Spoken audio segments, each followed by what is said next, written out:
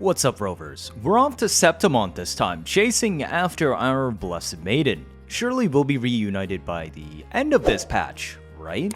Being only the second Sentinel Resonator since launch, you can bet that Cartethyia's gameplay pushes the game's limits on what's possible. 4 swords in one, a second form towering above your enemies, and launching sword beams of pure judgment. What's not to like? While she may not be the crazy power creep people were afraid of, she still packs a massive amount of quality of life and power not before seen in other kits. Let's take a look. Today's guide has taken over 50 hours to make. If you found this video helpful, feel free to leave a like or subscribe. As a reminder, full team breakdowns have been moved to a separate video follow-up. This video will still mention her best teammates and how the teams play, but nuances on gearing and rotations will be saved for the next guide. If you want an early peek, Cartethyia's spreadsheet includes team rotations in the description and pinned. We'll cover Cartethyia's team role and main mechanics first, then the typical deeper dive. Forte Priorities come after, and then echo stuff, Mainstats, Substats, and I know some of you will be wondering how mandatory Windward Pilgrimage is. Don't worry, we'll get there. Then we have weapon comparisons, and endgame stat goals, and her sequences breakdown. We'll end with her rotations, and a short summary of her team setups. Let's dive right in.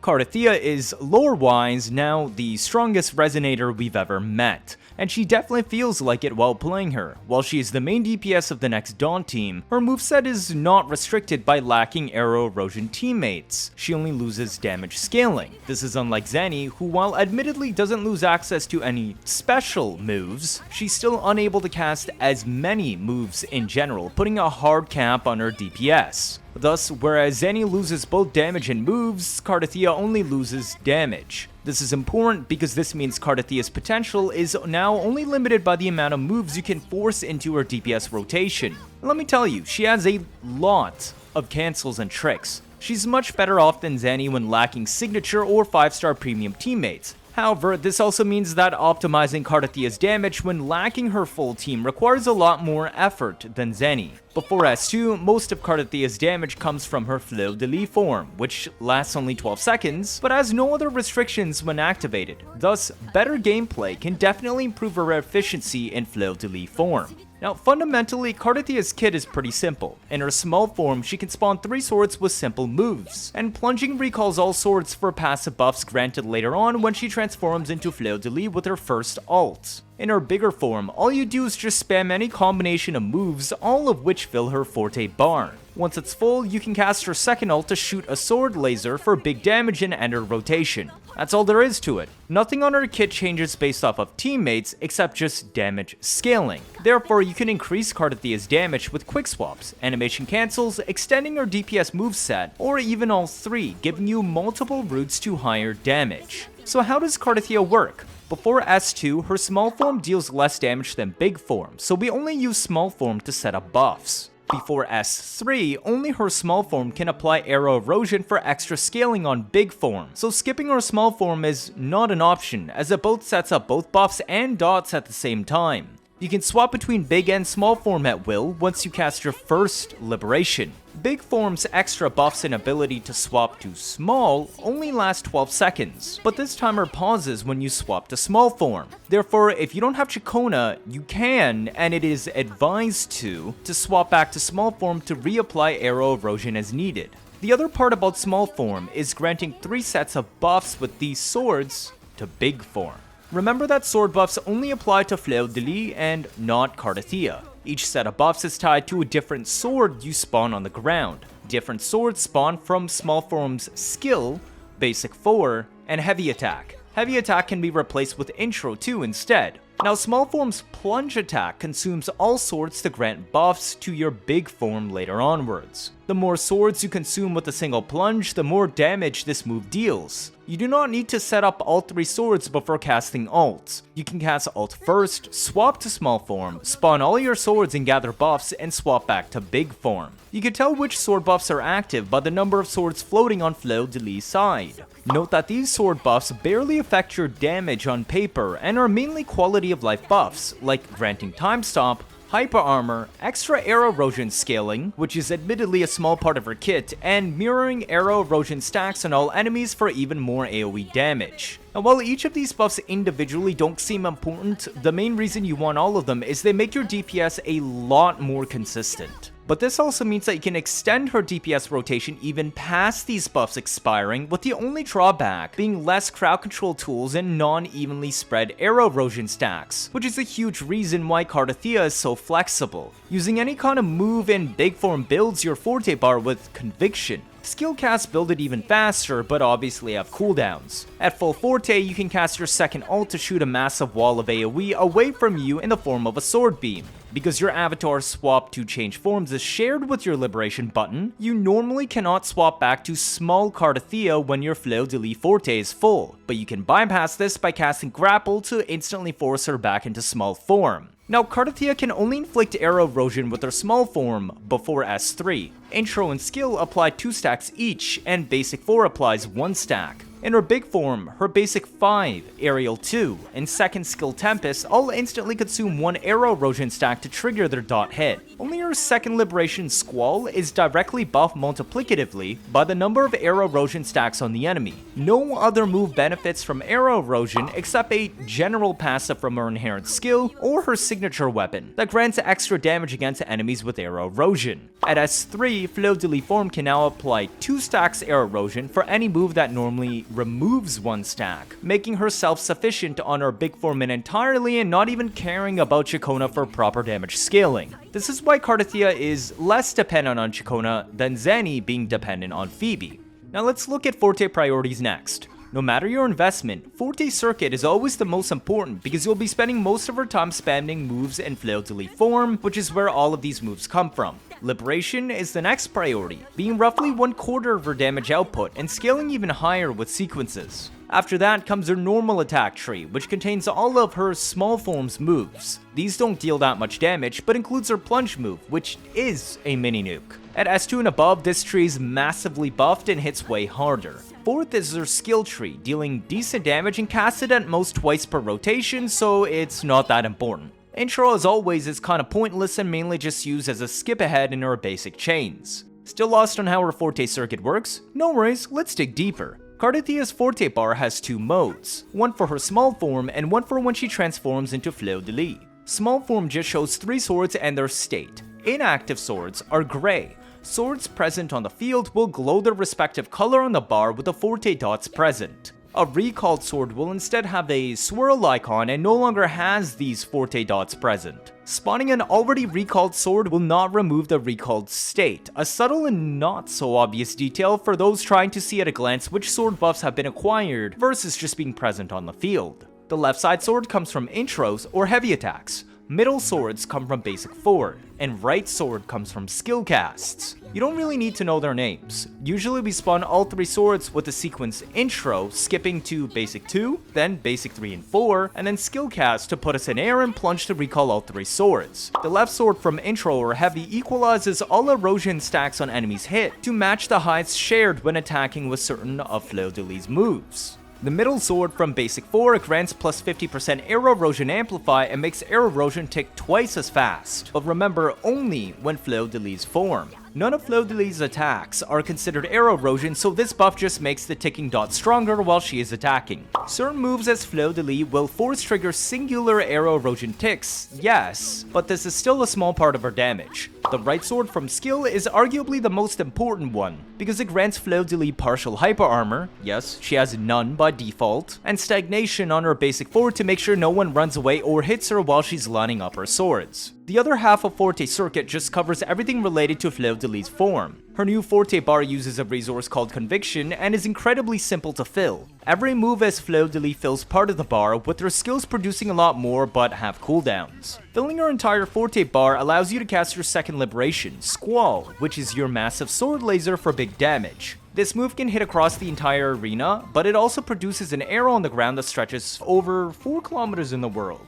Note that the second liberation replaces the avatar swap button when your Forte is full. If you fill it too early and still want to swap back, say to reapply Aero Erosion, just cast Grapple. This can synergize with aerial swap outs or plunge attacks. All of Fleurdelys' moves are also found in this tree, including her 2 new skills. Notably, her skills can cancel any move when casted on the ground, but not in the air. This allows you to cancel her basic 5 or enhanced heavy early once their projectiles are launched, while still retaining full damage.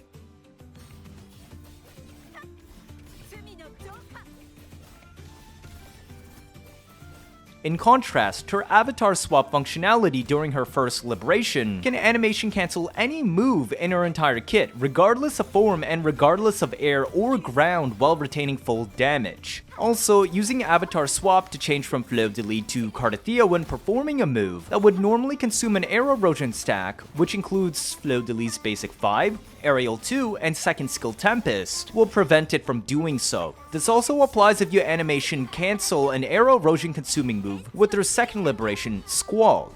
Avatar swap also skips ahead to basic 2 in either form and can be used to substitute entering first liberation if you casted it early. You will generally only see avatar swaps used to restack Aero Erosion in small form, or advanced animation cancel techniques. Interestingly, she cannot jump as Fleurdelys and instead cast an upward cut to put her in the air instead. But this also means she cannot climb walls, but Fleurdelys can walk, not run or sprint, on water and air at the cost of stamina. Swapping directly into Fleurdelys or using her dodge counters will begin from basic 3. Please note that while Cartethyia and Fleurdelys are sword units, the vast majority of their attacks are actually ranged projectiles, and are thus more likely to miss than you'd think, which is why you want enough ER on them. Cartethia's liberation tree is very simple. It instantly drops her to 50% of her max HP if above, and covers her transforming into Fleurdelys while entering manifest mode, with the ability to avatar swap back and forth. Keep in mind she has the lowest defense in the game, so if she gets hit as Fleurdelys, she dies a lot more easily than other characters. Manifest mode is separate from being in Fleurdelys state and lasts 12 seconds, but is paused whenever she swaps back to small form. You can only swap back and forth forms when Manifest still has time remaining. Manifest mode is the only time the 3 sword buffs she can get from Cartethyia activate. They're not significant damage boosts, being mainly quality of life boosts to make your DPS more consistent, and reduce Fleurdelys' likelihood of dying or being interrupted.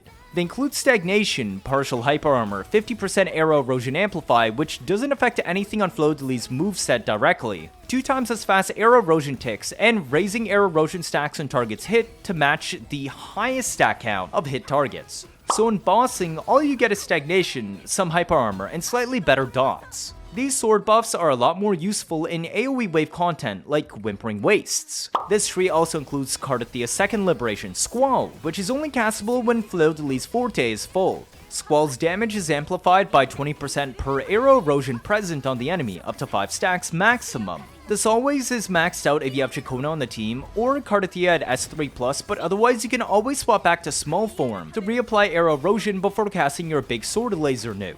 Now, Cartethia's Resonance skill is mainly used as a battery tool for energy and the only way to spawn her rightmost sword. Her skill also inflicts 2 stacks of Aero Erosion. This is the most important sword because it's the one that grants her Hyper Armor and Stagnation during Fleurdelys' basic 4. The skill also puts you in the air, so it's usually used right before Cartethia's plunge attack to recall all swords before transforming into Fleurdelys. Casting the skill spawns a purple orb 0.2 seconds afterwards, and dodge cancelling will still spawn the sword, meaning you can plunge early to save time. Keep in mind the sword spawned in has to register being present on the field before it can be recalled, and this is affected by ping. If you're playing on red ping, it is not advised to dodge cancel or skill into a plunge, as your plunge might happen before the sword is considered present. You can also cancel her skill into a heavy attack as small form if you don't give her intro, to produce 2 different swords for Forte at once. Cartethia's normal attack tree includes all of her small form's moveset except skill casts. None of these moves deal that much damage except her plunge attack before S2, so we don't usually spend much time in small form. Its main purpose is to spawn all 3 swords you recall for her Forte buffs before transforming into Fleurdelys. Your basic 4 and heavy attack in this tree can spawn 2 of them. Heavy is usually replaced by intro though instead, which also spawns the same sword. Always spawn all 3 swords before doing her plunge attack, as it deals far more damage when recalling 3 swords. Her basic 4 also inflicts 1 stack of Aero Erosion. We usually cancel basic 4 on small form with either skill, dodges, swamps, or outros. Basic 4 will deal full damage so long as it begins, which is marked by her pulling the sword down in her hands. Avatar swapping to her small form or swapping into Cartethia's small form will begin from basic 2. Dodge counters will begin from a stronger basic 3. Cartethyia has 2 sets of intros, 1 for each form. In her small form, it spawns the left side Forte sword and skips to basic 2 afterwards, while also inflicting 2 stacks of Aero Erosion on enemies hit. The Aero Erosion is the reason why we usually want to give her intro. As Fleurdelys, it won't inflict any Aero Erosion, but restores some Conviction Forte while skipping to basic 2 afterwards. Cartethia's outro is super simple, amplifying the arrow damage of anyone on the team except herself against enemies with negative statuses by 17.5% for the next 20 seconds. For inherent skill, her first one is a quality of life for the team. She grants everyone else except her plus 20% healing received and partial hyper armor. She also grants Aero Rover an extra 25 wind strings when casting their respective liberation. This represents about 20% of Rover's Forte bar. No bonus Concerto though, so you need to quick swap extra skill casts on Aero Rover to make up for this bonus Forte if you're looking to speed up Rover's on-field rotation later. Cartethia's second inherent skill is a simple damage percent bonus against enemies with Aero Erosion. If they have 1 to 3 stacks, she automatically gets an extra 30% bonus. For each stack above 3, she gains another 10% bonus max 3 additional stacks. This means her buffs cap out at 6 Aero Erosion stacks. For minor nodes, Cartethyia brings 12% HP and 8% crit rate. The extra crit rate is super helpful since her signature has none. Echo set discussion time? There's very little to say here. Use Windward Pilgrimage if you can. It's identical to the other two arrow sets, Gust of Welkin and Sierra Gale, except grants an extra 10% crit rate on top of the 40% arrow bonus. This means the other sets are very similar and viable if you have nothing better, and is only about a 6% personal DPS loss. Also, if you aren't using Welkin, and a different arrow unit that can activate it is currently only Ciaccona, or Aero Rover with Phoebe on the team, this will grant Cartethyia an extra 15% arrow bonus. But another reason to use Welkin or Windward is because you get access to the Fleurdelys Echo. This Echo time stomps all enemies for 2 seconds during its cast animation, which is perfect for protecting Fleurdelys in her aerial combo, which doesn't have a stagnation effect like your ground basic 4. Being knocked out of the air is also more punishing because it takes more time to get in the air and start her aerial combo versus being interrupted on the ground. As a result, the Fleurdelys Echo has a clear advantage over Sierra Gale's Bringle for defensive capabilities, and is also a better choice for your top Echo slot than the new Nightmare Kelpie, a transformation Echo with extra outro damage. Consistent damage is always better than higher potential damage. Cartethyia is our first true HP scaler in the game. Because everything on her kit scales off HP, it effectively substitutes directly for the attack stat. AKA, attack is useless on Cartethyia. This means that HP still isn't any better than crit, but is better than any damage percent stat. She gets more than enough damage percent from her inherent skills as well, making double crit 44111 not only viable, but actually her best build over 43311. The gap is still nearly non-existent, being less than 1% if you have your signature and only 2 to 3% better versus Aero on other 5-star weapons. Honestly, for every single 5-star weapon, any combination of 43311 is only about 2 to 4% worse, except avoid doing crit double HP on 43311 as HP becomes oversaturated.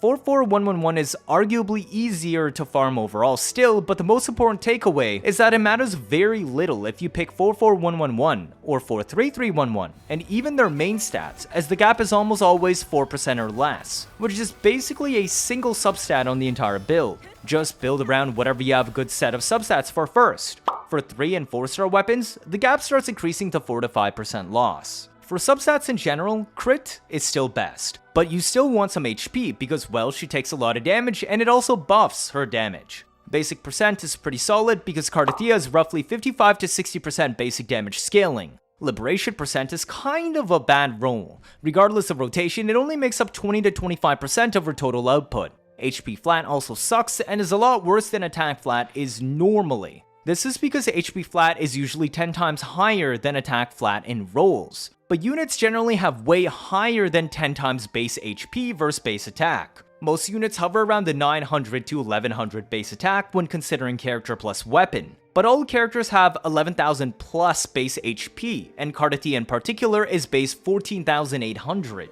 Therefore, while 2 attack flat rolls are usually roughly equal to 1 attack percent roll on units, Cartethyia requires 3 HP flat rolls to still not even match 1 HP percent roll. For energy, this ranges from 100 to 120. Rotations that don't include transforming back to small form to reapply Aero Erosion, I usually recommend 115 to 120. This is 2 ER rolls so long as you don't bottom roll. It's common for a hit here or there in Fleurdelys combos to miss due to being a ranged unit. This will usually cost you 5 ER, which is why I don't advise 110, and it's honestly hard to see the miss. For rotations where you transform back to small to reapply Aero Erosion, you only need 100 ER, as casting small form skill twice per rotation produces so much energy that ER isn't needed. The following weapon chart is calculated with 2 ER substat rolls, which assumes you aren't swapping back to small form to reapply Aero Erosion mid-rotation. If you swap back, the raw damage per rotation will be slightly higher and you will only need 100 ER, which devalues Emerald of Genesis' passive and will push all other weapons up by about 2 to 3%. In summary, you do not need Cartethyia signature weapon if you have Ciaccona, as she is a higher DPS increase. But if you do not have Ciaccona, I would advise considering Cartethyia signature, as it will help with the longer rotations needed to reapply Aero Erosion, capitalizing on Cartethyia's increased field time. None of her weapons buff the team, so your weapon choice is unaffected by team composition. Our first choice is her signature, Defier's Thorn, being tailor-made for her HP scaling kit. The only sword besides a 3-star option that provides massive amounts of HP while also carrying damage taken amplify against enemies with Aero Erosion, which she can apply easily, and a small defense ignore. All of these are desirable stats on Cartethyia and result in a roughly 31% personal damage increase. None of these stats are diluted by team buffs either, meaning it will always retain full value. However, because Cartethyia is HP scaling and nullifies many weapons, attacks, passive benefits, many other good budget options exist, so I don't really feel this weapon is mandatory if you have Ciaccona. There's a close parity among all other R1 5-star weapons and R5 4-star and 3-star weapons. One thing though, I personally still advise Ciaccona over Cartethyia's weapon if you have to choose. Not only is the signature only a 31% improvement versus pulling Ciaccona being a 45% improvement for Cartethyia herself, but Ciaccona is also just an amazing sub-DPS in general for many teams beyond just making Cartethyia's team deal more damage and be easier to play. You don't even need Ciaccona signature. Here's the table of comparing Cartethyia's performance versus her signature and or having Ciaccona or Rover on the team. Now Red Spring and Unflickering Valor scale unusually well because both buff basic damage and are very suitable replacements for Emerald of Genesis. Cartethyia's lower ER requirements also make them easy to gear with. Unflickering Valor requires a specific rotation where you cast First Liberation right before Fleurdelys' DPS phase, as the non-liberation buff effect only activates on the main casts and excludes the avatar swap liberation functionality. Otherwise, both are roughly 4 to 5% equivalent personal damage increases. The forced rotation for Brandt's weapon appears to have much higher DPS of 113, but just keep in mind this shorter rotation also has slightly lower raw damage per rotation despite the higher DPS. Blazing Brilliance holds no advantage over Emerald as it only buffs skill damage, which only affects Fleurdelys' skills, which are only casted twice total per rotation. It lacks the passive ER that allows Emerald to get ahead in rotations where you don't swap back to her small form to reapply Aero Erosion, making it worth only as much as EOG. For Emerald itself, the ER passive is only useful for the no reapply Aero Erosion rotation, but the attack passive is completely wasted. For 4-star weapons, Looming Gloss is a solid choice at R5 due to the astronomical 64% basic damage bonus it gives, making up for its lack of crit stats, charting a 96 to 97% scaling versus R1 Emerald of Genesis. But if you don't have it at R5 though, don't even bother. It's surpassed by the R3 Guardian Sword, granting 30% HP bonus as its main stat, alongside a small skill percent bonus, parsing in 93% of R1 Emerald. While the Somnora Anchor Event Sword seems solid with its 16% crit rate, it's an attack weapon with no other benefits and thus falls behind even the 3-star sword. Now if you manage to achieve all that we've discussed so far, then our endgame substats, before any buffs, should look a little bit like this. This is based off of a 4-4-1-1-1 build, so the crit damage benchmark before weapon is 260 instead of 220. Do keep in mind these are scaled to level 90 with maxed out Forte, so it can take some time to reach this. Cartethyia sequences are honestly kind of ridiculous. They give her massive damage buffs bigger than ever before seen early on. Then we get extra mechanics, letting her not need teammates, the ability to increase maximum Aero Erosion without needing Aero Rover, the ability to apply Aero Erosion even in her Fleurdelys form so you don't need Ciaccona. Then she gives good team buffs when everyone inflicts any kind of elemental debuff, making her a meta pick for any elemental team in the future. And finally, a new unique damage modifier that buffs her to the moon and back at S6. Truly Imperator's Resonator, and a second awakening indeed.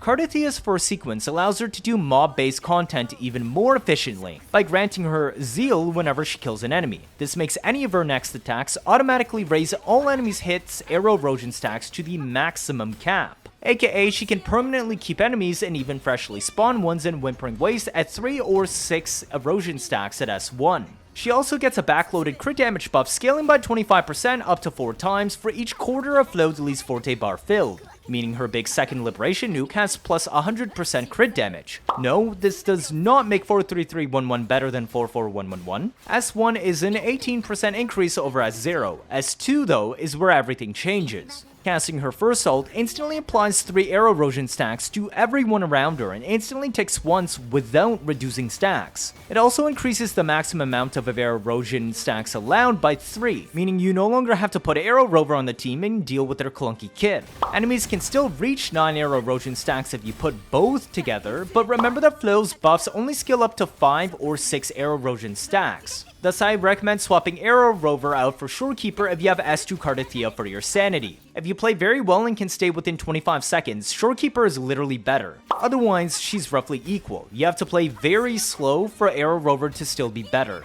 S2 also buffs Cartethyia small for a move set only. It makes everything except her skill hit 50% harder and her plunge hit plus 200% harder, aka triple damage. Expect a typical build to hit 150k times 3 on the 3 sword recall plunge. It also reduces her small form skill cooldown by 1 second per sword absorbed, going from 14 down to 11 seconds. This actually makes small form stronger than big form, except the second Liberation laser beam, so if you weren't already at S2, you absolutely want to go back to small form right before you shoot the second Liberation to reapply maximum Aero Erosion stacks and deal massive AoE damage first. S2 with the adjusted DPS rotation is a 99% DPS increase over S0 and a 69% increase over S1. It's also a 129% DPR increase over S0. Honestly, at S2, Cartethyia already becomes a solo unit due to sheer raw damage. But S3 is when she becomes even stronger and also comfy to play solo by letting her Fleurdelys form apply more Aero Erosion than she removes. You can then literally just stay in Fleurdelys mode forever and spam good damage even if it isn't optimal. Normally her basic 5, Aerial 2, and Skill Tempest remove 1 Aero Erosion stack to deal extra damage. Now they will remove 1 stack and then add 2 back. Her Enhanced Heavy now also applies 2 Aero Erosion stacks. Also, S3 doubles the motion value of her second Liberation Squall. If you combine her S2 and S3 together, her sword laser now deals over 4 times the damage did at S0, close to a million damage from before any buffs. Using the new rotation makes S3 deal 153% more DPS than S0, and 27% more DPS than S2. It's also a 191% DPR increase over S0. S4 is a generic buff, where Cartethyia grants the entire team a 20% attribute bonus for 20 seconds whenever anyone inflicts an elemental debuff. It's a small 8% increase over S3 for herself, but the main value of course comes in being a team buff and makes her ever more relevant in team elements. S4 is a 174% DPS increase over S0 and a 215% DPR increase over S0. S5 is pure survivability, letting you get a 20% shield when you would have died for 10 seconds, and casting her first Liberation now only drains her to 75% max HP instead of 50. I guess it's to make up for her super low defense? Anyways, it's not much. S6 though is very simple, making your second Liberation Squall now raise enemy Aero Erosion to max afterwards and no longer removes Aero Erosion. Basically, permanent max stacks. Also, you get a team buff for 30 seconds whenever Cartethyia intros in either form or casts either ult, where every time anyone inflicts Aero Erosion on enemies already at max stacks, it will instantly make Aero Erosion tick once. On Cartethyia, this results in 8 extra Aero Erosion triggers, but honestly that's only about an extra 100k raw damage that you can't really buff. The real kicker is this: S6 makes Fleurdelys form deal 40% extra damage to all enemies, and is a unique undiluted multiplier. Absolutely nuts. S6 is roughly 253% higher DPS than S0, and a 29% DPS increase over S5. It also has 307% higher DPR than S0. Yup, literally the strongest sequences in the entire game. Fitting.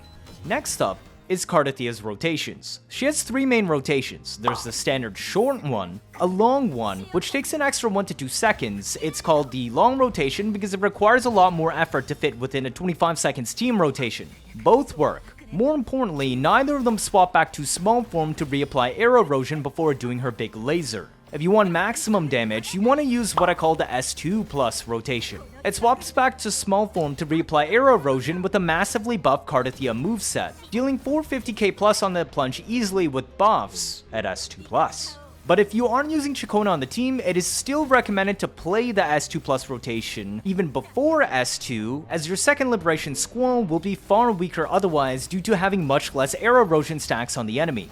Let's start with a short rotation. This is what I would recommend if you're new to playing Cartethyia and not familiar with her cancels, nor want to play with super strict timers to rush within 25 seconds. On paper, this rotation takes a minimum of 11.9 seconds frame perfect, but will realistically take you 12.5 to 13 seconds in practice. We begin by giving Cartethyia her intro, which skips ahead to basic 2-3-4. Cancel basic 4 when she starts pulling the sword down because it will continue anyways into her skill. As soon as the purple orb spawns, dodge cancel and plunge down. If you're playing on red ping, do not cancel her skill, as the sword spawn will be desynced and not considered on field by the time your plunge hits the ground. Cancel the plunge once you reach the ground with first liberation. Pre-hold heavy as the camera pans back to normal POV so that she automatically performs heavy. Basic afterwards to use enhance heavy and cast skill into the air as soon as the projectile comes out. Cast Fleurdelys Echo at this moment to protect your aerial combo. Cast aerial 1-2 and skill back down to the ground as aerial 3 deals garbage damage. This will skip us ahead to basic 3, continue into basic 4 and 5, then liberation cancel as soon as she swings the sword down and a light pillar forms. This will cause the big sword to fall and still happen during Liberation Squall, and also prevent it from removing an Aero Erosion stack, increasing the damage of your sword laser. Outro to reset the team. Now the next option is what I call the long rotation. It doesn't swap back to small form mid-rotation, but tries to fit in more high damage moves while maintaining a 25 seconds team rotation time. Mainly we get 2 basic 5s and 1 aerial 2, which are the highest DPS moves in our Fleurdelys basic chain. It is strongly recommended to play quick swap setup if you're going to use the long rotation, which will be shown in team rotations later. We open with Cartethia's first liberation and immediately transform back. The reason for this is later onwards, avatar swapping instead of casting liberation will immediately skip us to basic 2 of the respective form, letting us squeeze an extra basic 5. For the same reason, it can replace intro at the start of the fight, as swapping forms lets us skip to basic 2 despite having no intro. We continue into basic 3-4 to spawn the first sword, swap cancel into other units to finish setting up the team. In later rotations, this will be an outro instead. Once you intro Cartethyia back in, immediately mash skill so she casts it. This will produce the second and third swords. Dodge cancel the skill and plunge. Avatar swap back to Fleurdelys when you land to cancel the end leg, immediately skip to Fleurdelys basic 2. Continue to basic 3-4-5 and skill cancel once the light pillar from basic 5 spawns. Cast Fleurdelys Echo at this moment to protect your aerial combo. We only do aerial 1-2 and skill back to the ground as aerial 3 deals garbage damage. Continue basic 3-4-5 again and liberation cancel when the light pillar forms as she swings down. This will cause the big sword fall to still happen during Liberation Squall, and also prevent it from removing an Aero Erosion stack, increasing the damage of your sword laser. Her rotation ends here, but we start the next one by staying on her and recasting Liberation, then swapping back to small form once again into a basic 2-3-4 to spawn a sword before outro. As a reminder, currently there's a bug where re-entering first Liberation within 5 seconds of casting second Liberation will fail to produce Concerto on cast. You may need to cast skill before outro. Doing so will leave her skill on cooldown the next time you intro. Get around this by spamming jump after she intros before plunging instead of casting skill. The last rotation is recommended for S2 Plus to take advantage of small form's massive damage improvements, or even before S2 if you do not have Ciaccona, so that Cartethyia can reapply Aero Erosion before launching her second liberation, Squall. It is identical to the long rotation earlier, except we swap back to small form very late in the rotation. As usual, lead with Cartethia's first liberation and immediately transform back to continue basic 2-3-4. Swap or outro as it begins to do the rest of your team's rotation. Once she intros again, immediately skill and dodge cancel once the purple orb spawns into a plunge. Avatar swap to Fleurdelys once you hit the ground to skip the end leg and perform her basic 2-3-4-5. Skill cancel into the air once the light pillar forms. Cast Fleurdelys Echo to protect our rotation as you perform aerial 1-2. Skill to slam back down to the ground instead of casting aerial 3. This is where the rotation changes. Avatar swap back to small form as soon as you hit the ground to skip the end leg. Perform basic 2-3-4 again with the skill cancel as soon as she pulls the sword down to mark the beginning of basic 4. Dodge cancel the skill once the purple orb forms and pre-hold heavy. This will spawn all 3 swords that we now consume with a plunge attack. Doing so should max out Aero Erosion stacks on the enemy while also dealing good extra damage. Avatar swap back to Fleurdelys once you hit the ground to skip the end leg. A single attack should now be able to fill the last bit of your Conviction Forte, and then you can cast Liberation Squall 2 to end the rotation. Start a new rotation by immediately casting first Liberation, then swapping back to small form once again for a basic 2-3-4 to spawn a sword before outro. As a reminder, currently there's a bug where re-entering first Liberation within 5 seconds of casting second Liberation will fail to produce Concerto on cast. You can fix this by casting skill before outro, but doing so will leave your skill on cooldown the next time you intro. Get around this by spam jumping before plunging instead of casting skill.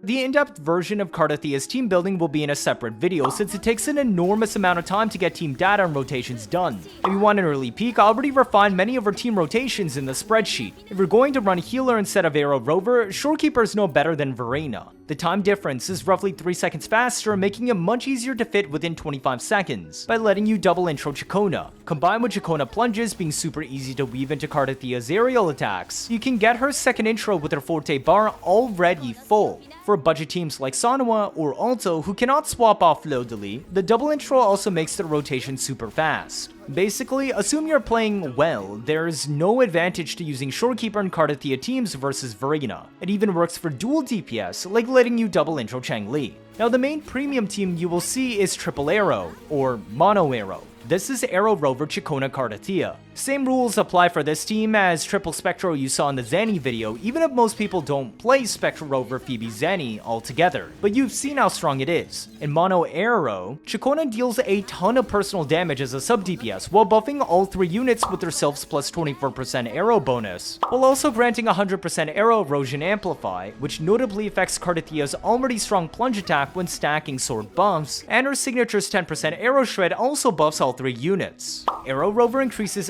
Erosion cap by 3, which lets an S0 team get to 6 stack cap, while also carrying Bloodpack's Pledge, which we can get to R3 already this patch for 18% Aero Amplified to team. At R5 it'll be 26% and quick swap friendly. Fleurdelys being on field with proper sword buffs will increase the tick speed of Aero Erosion with her own small amplify, stacking with Ciaccona buffs. All of these are different stat types multiplicative with each other, which is what results in the sky-high damage you see. This team parses about 5% higher than Zanny's Triple Spectro at all levels of skill, and is also easier to play, with better crowd control and grouping, and also requires less quick swap. Honestly, the only reason why I'm even okay with this is Cartethyia being the Sentinel's Resonator. I doubt the rest of Renesita 2.x teams will match or pass Triple Aero.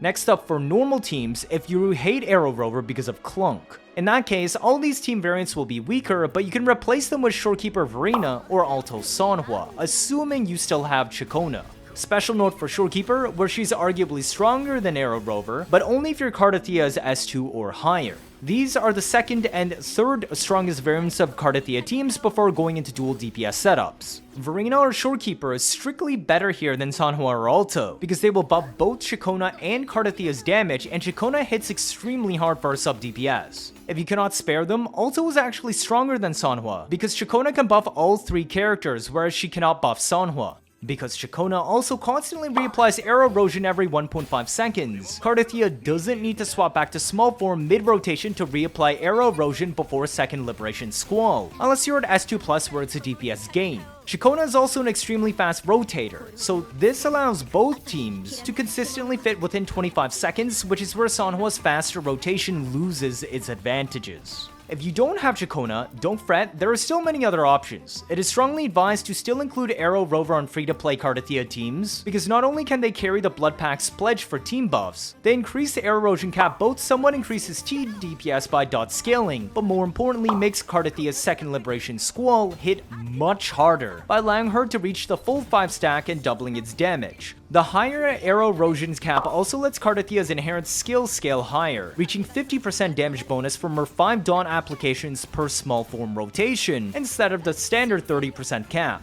Replacing Rover with Verena or Shorekeeper would mean you're dropping both Rover and Ciaccona buffs, which are Cartethia's strongest damage buffers. Thus, Ciaccona can be replaced by either Sanhua or Alto. While it is theoretically possible for Alto to parse better, keep in mind that 1. Most people have a far better built Sanhua than Alto, and 2. Alto, while fast, is still a slower rotator than Sanhua, and thus loses DPS if you cannot maintain the team within 25 seconds. 3. Alto is only competitive option to Sanhua if someone is carrying Ciaccona signature for Aero Erosion. And 4, if you don't have Ciaccona, it is advised to play the S2 plus Cartethyia rotation, where you swap back to small form to reapply Aero Erosion before casting your Sword Laser, which extends the team rotation. Now, because Aero Rover is not fast at rotating, the vast majority of the player base will not be able to rotate an Aero Rover Alto Cartethyia team in 25 seconds or less, which nullifies any DPS and buffing advantages Alto would have over Sanhua.